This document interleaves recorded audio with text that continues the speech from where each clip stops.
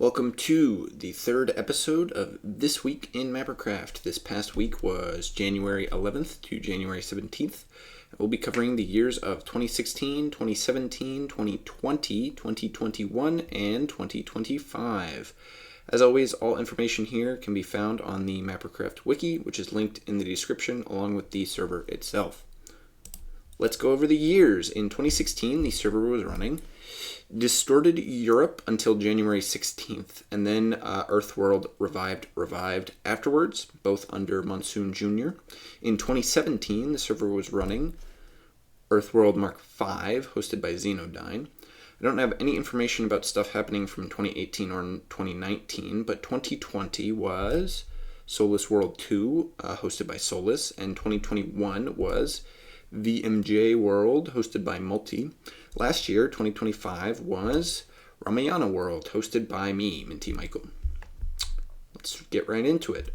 From January 11th to the 16th, 2016, we have 4 events that occurred in the final days of Distorted Europe. First, on the 12th, Trachea annexed Italy, a nation that was formerly part of Trachea but left after their big sort of civil war in December of the previous year. They returned to the Trachean fold for protection, as you can see in the quote here. A reminder that all of these quotes were probably written by Batran, who was the leader of Trachea, so bias is certainly possible in how these are presented. Next, on the 13th, we have a bit of a complicated one, as the Trachean peace was declared after a very complicated civil war in December of 2015. Trachea lost a large amount of territory and influence, with most other nations either being for or against Trachea in the aftermath. By the 13th, Trachea had officially made some sort of deal with one of the last anti-Trachean holdouts, Brittany, to establish some sort of semi-permanent peace.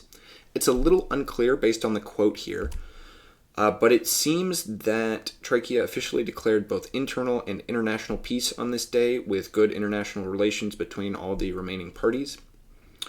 Additionally, to finally clean up on January 15th, Trachea apparently technically annexed Scandinavia, which they had an alliance with. You'll remember from last week, Trachea had already basically taken over for Scandinavia in regards to sort of foreign and domestic policy, so this isn't really surprising. But also I doubt many people really cared much, since the world was scheduled to end the very next day. Here is the official quote.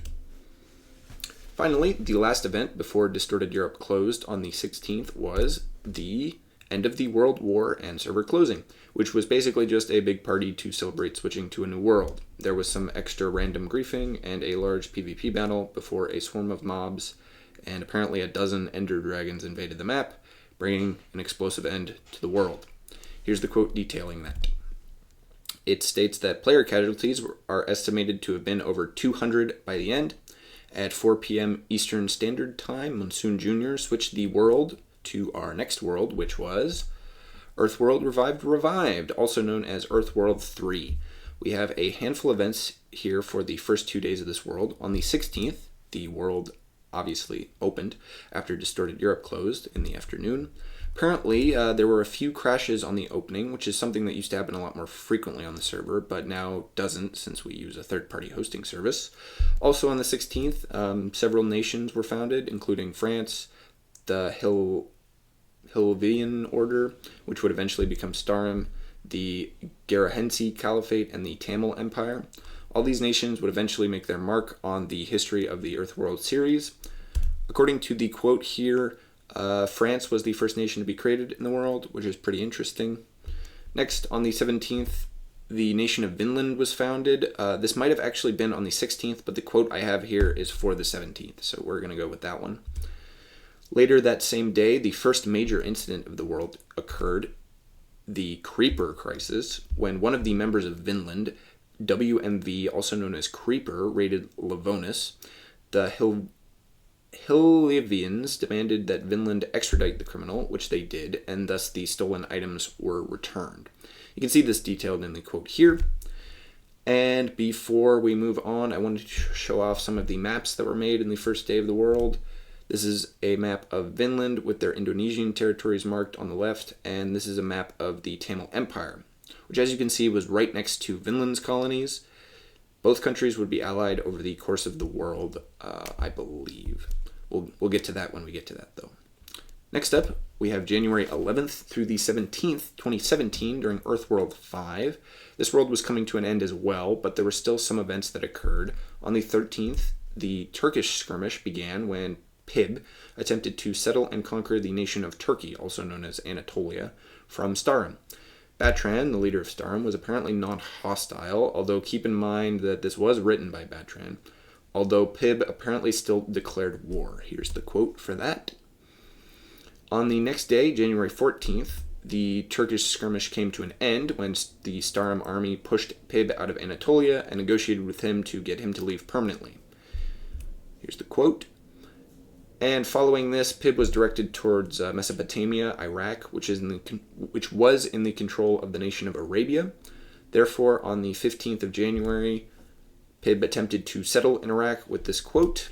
It's unclear how successful this was, as there was no other information listed on the wiki. So, maybe they fought. Next up, we have January 11th through the 17th, 2020 on Solus World 2. First, on January 12th, the Treaty of La Hagua was signed, bringing an end to the Trinidad dispute from last week between the Kingdom of Leon and the nation of Gran Colombia. With the Caribbean Empire mediating, Gran Colombia agreed to trade the island of Trinidad for the island of Costa Rica, which had been claimed by Leon. The two nations also agreed to an indefinite non-aggression pact and promised to build embassies in each other's capitals. Here's the quote. And the dispute concluded just in time, as also on January 12th, the grace period for war ended. So if that treaty had not been signed, war between the two nations was almost assured, I would say, based on the information I have. Finally, on the 13th, the nation of Taiwan was formed, which was a minorly relevant nation for the first couple of weeks of the world before disbanding in an incident which we'll get to when it occurs. Here's the quote from their wiki page. Additionally, I've also got a map of this world during the time. Here you go. As you can see, a wide variety of nations across the world. Gran Colombia is especially prominent here, as well as Zaire. Next, we move on to January 11th to 17th, 2021 during VMJ World. We have two events here. First, on the 11th, Rome expanded with the nations of Cyprus and Egypt joining. Here's the quote. Egypt was actually a bit of a major player in Roman politics for a short period that it existed, so it's interesting that they actually were not a day one for Rome. A couple of days later, on the 17th, the nation of Melanesia declared war on the nation of Paratus. Both of these nations were small and insignificant, but Melanesia quickly won and annexed their neighbor. Nobody really cared about this war, which is why there's basically no info about it on the wiki. I do have a small quote, though. Also, I have another map of the world for this time. You can see the big red blob that is Rome, containing almost all the nations in Europe. Melanesia is down in the Pacific, the green one on New Guinea. So, yeah, definitely a wide range of nations on the server.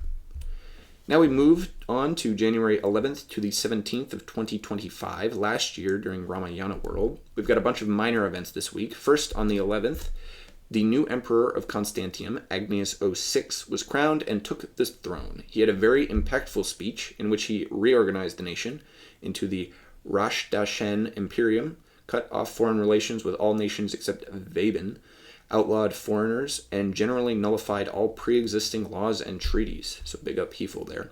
International reaction was mixed, but the former emperor, Carrot Aurelius, retained his position as advisor in the government. You can see the quote here. Next, on the 12th, the emperor of Satara seceded from the nation of Kemakonde with the settlement of Konya. Here's the quote. On the 14th, several settlements and nations were disbanded by staff for a week of inactivity. However, a couple would be immediately reclaimed after disbanding, as people still wanted to obviously protect their cities from griefing. Here's the quote with the list of some of the settlements disbanded.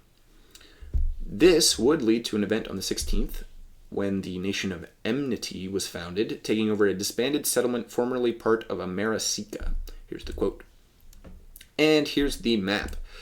little harder to see since we switched to the settlement system instead of the big nation blobs, but there's still a good amount of cities across the claimable area. I don't know if this map includes the nations disbanded, but yeah, still gives you a general idea of where people were. And this marks the end of the video. Thank you for watching. Remember to like, subscribe, and check out the server at the link in the description. As always, if you have any additional information about any of these events, leave a comment down below or go ahead and add it to the Mappercraft wiki. See you next week for January 18th through the 24th.